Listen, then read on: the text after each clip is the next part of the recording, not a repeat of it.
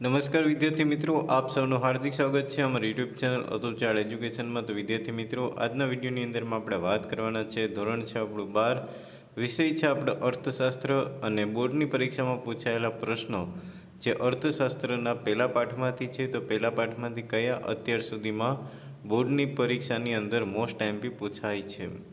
તો વિદ્યાર્થી મિત્રો, વિડીયોને આગળ વધારતા પહેલાં જો તમે અમારી ચેનલ ઉપર નવા હો તો પ્લીઝ ચેનલને સબસ્ક્રાઈબ કરી લેજો અને બાજુનું બેલ આઇકન પ્રેસ કરી લેજો, જેથી કરીને લેટેસ્ટ વિડીયોના નોટિફિકેશન તમને મળતા રહેશે। અને આ વિદ્યાર્થી મિત્રો, વિડીયો ગમે તો પ્લીઝ લાઇક કરી દેજો અને તમારા મિત્રો સુધી શેર કરી દેજો। તો ચાલો વિદ્યાર્થી મિત્ર, આપણે સૌથી પહેલાં આપણે અહીંયા જે MCQ છે એને વિશે આપણે ચર્ચા કરીએ। તો પહેલો પ્રશ્ન છે કે આકૃતિ કયા પ્રકારના વિતરણ માટે દોરવામાં આવે છે। તો આપણી પાસે ઓપ્શન છે કે એ સતત, બીજું છે અસતત, ત્રીજું છે આધારિત અને ચોથું છે આદર્શ। તો યાદ રાખજો કે આકૃતિ કયા વિતરણ માટે, તો હંમેશા યાદ રાખજો અસતત માટે દોરવામાં આવે છે। પ્રશ્ન નંબર 2 છે કે આલેખ કયા પ્રકારના વિતરણ માટે દોરવામાં આવે છે। હવે ઉપર આકૃતિનો પ્રશ્ન છે અને અહીંયા છે આલેખ। તો આલેખની અંદર હંમેશા આપણે યાદ રાખવાનું છે જવાબ સતત। યાદ રાખજો, આકૃતિ આવે તો અસતત અને આલેખ આવે તો સતત। ત્રીજો પ્રશ્ન છે કે દરેક સ્તંભના મૂલ્યને એકથી વધુ પેટા વિભાગમાં વહેંચવામાં આવે ત્યારે કઈ આકૃતિ બને છે। ઓપ્શન એ સાદી સ્તંભ આકૃતિ, ઓપ્શન બી પાસેની સ્તંભ આકૃતિ, ઓપ્શન સી વિભાજિત સ્તંભ આકૃતિ અને ઓપ્શન ડી છે આવૃત્તિ બહુકોણ। તો યાદ રાખજો કે દરેક સ્તંભના મૂલ્યને એકથી વધુ પેટા વિભાગમાં વહેંચવામાં આવે ત્યાં એનો જવાબ યાદ રાખજો હંમેશા વિભાજિત સ્તંભ આકૃતિ। ત્યાર પછીનો ચોથો પ્રશ્ન છે કે કોનો સમાવેશ આલેખના પ્રકારમાં થતો નથી। ઓપ્શન એ સ્તંભ આલેખ, ઓપ્શન બી આવૃત્તિ વક્ર, ઓપ્શન સી આવૃત્તિ બહુકોણ અને ઓપ્શન ડી ચિત્ર આકૃતિ। તો યાદ રાખજો કે આલેખની અંદર શું નથી સમાવેશ થતો, તો કે ચિત્ર આકૃતિ। ત્યાર પછીનો પ્રશ્ન છે પાંચમો, આંકડાકીય માહિતીને પ્રોસેસ કરવા માટેનો પ્રોગ્રામ કયો છે। ઓપ્શન એ છે આલેખ, ઓપ્શન બી છે એક્સેલ, ઓપ્શન સી છે પાવરપોઈન્ટ પ્રેઝન્ટેશન અને ઓપ્શન ડી છે CD। તો આંકડાકીય માહિતીને પ્રોસેસ કરવા માટેનો પ્રોગ્રામ, તો યાદ રાખજો કે આંકડા દર્શાવવા માટે શું, તો કે એક્સેલ શીટનો ઉપયોગ કરવામાં આવે છે। છઠ્ઠો પ્રશ્ન છે કે આર્થિક માહિતી અંગેની આધારભૂત ડેટાની CD કોણ તૈયાર કરે છે।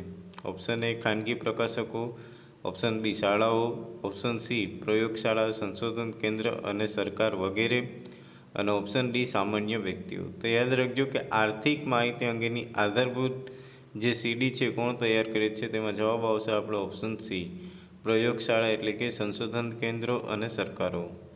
હવે આપણે વિભાગ બીની અંદર પ્રશ્ન પૂછીએ। તો વિભાગ બીની અંદરમાં પહેલો પ્રશ્ન છે કે આલેખ એટલે શું।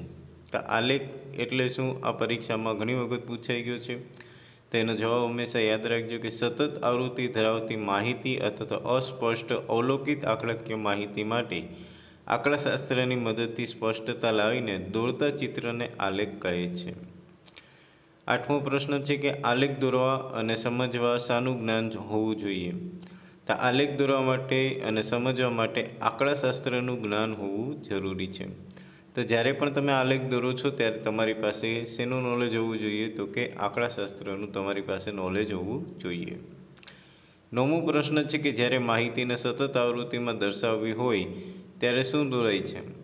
તો યાદ રાખજો કે જ્યારે માહિતીને સતત આવૃત્તિમાં દર્શાવવી હોય ત્યારે આલેખ દોરાય છે। સતત હોય તો આલેખ અને અસતત હોય તો આકૃતિ। ત્યાર પછીના આપણે 10મો પ્રશ્ન છે કે સ્તંભ આકૃતિ એટલે શું। તો જવાબ છે એનો કે દરેક વિભાગ કે સમય માટે ચલનું મૂલ્ય દર્શાવતી આકૃતિ। સ્તંભ આકૃતિમાં યાદ રાખવાનું છે કે દરેક વિભાગ કે સમયને માટે જે ચલનું મૂલ્ય દર્શાવતી એટલે કે આકૃતિ।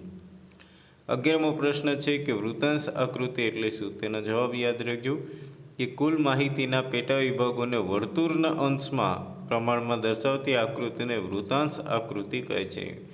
જે વૃત્તાંશ આકૃતિ છે એ 360 ડિગ્રીનો બનેલો હોય છે અને એની અંદર તમારે જે તે તમારા જે ડેટા છે આંકડાશાસ્ત્રના એ તમે એમાં દર્શાવી શકો છો।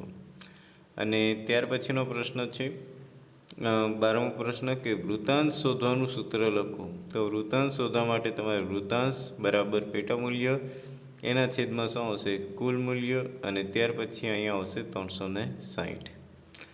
ત્યાર પછી પ્રશ્ન છે આકૃતિ એટલે શું? તો આકૃતિમાં યાદ રાખજો કે સામાન્ય રીતે અવલોકિત માહિતીને ચિત્ર દ્વારા પ્રતિનિધિત્વ એટલે કે આકૃતિ.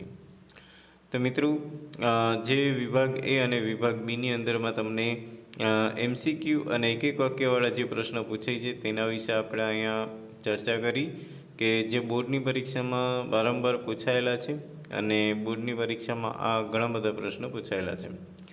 નેક્સ્ટ વિડીયોમાં આપણે જે 2 માર્ક્સના, 3 માર્ક્સના અને 5 માર્ક્સના જે પ્રશ્ન છે તેના વિશે આપણે ચર્ચા કરવાના છે. તો વિડીયોને સમાપ્ત કરતાં પહેલાં વિદ્યાર્થી મિત્રો, જો તમે અમારી ચેનલ ઉપર નવા હો તો પ્લીઝ ચેનલને સબસ્ક્રાઈબ કરી લેજો અને બાજુનું બેલ આઇકન પ્રેસ કરી લેજો, જેથી કરીને લેટેસ્ટ વિડીયોના નોટિફિકેશન તમને મળતા રહેશે. અને આ વિદ્યાર્થી મિત્રો, વિડીયો ગમે તો પ્લીઝ લાઇક કરી દેજો અને તમારા મિત્રો સુધી શેર કરી દેજો. તો ફરી મળીશું નવા વિડીયો સાથે. ત્યાં સુધી જય હિન્દ, જય ભારત.